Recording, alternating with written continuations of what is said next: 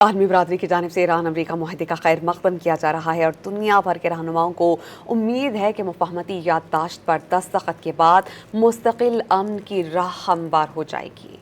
عالمی رہنماؤں کی جانب سے امریکہ ایران معاہدے کا خیر مقدم کرنے کا سلسلہ جاری ہے۔ اقوام متحدہ کے سیکریٹری جنرل اینٹونیو گوٹریس نے امن معاہدے پر امریکہ اور ایران کو مبارکباد دی۔ انہوں نے کہا کہ معاہدہ مستقل جنگ بندی آبِ ہرمز کھلنے کی جانب اہم قدم ہے۔ مذاکراتی عمل میں پاکستان، قطر، سعودی عرب اور دیگر ممالک کا کردار قابل قدر ہے۔ ترک وزیر خارجہ حکان فیدان نے کہا کہ معاہدہ خطے میں پائیدار امن اور استحکام کے قیام کی جانب اہم پیش رفت ہے، جبکہ ترک صدر رجب طیب اردوان نے امریکہ ایران ڈیل پر پاکستان کی مؤثر سفارتکاری کی تعریف کی۔ انہوں نے واضح کیا کہ پاکستانی قیادت نے فریقین کے معاہدے تک پہنچنے میں اہم کردار ادا کیا۔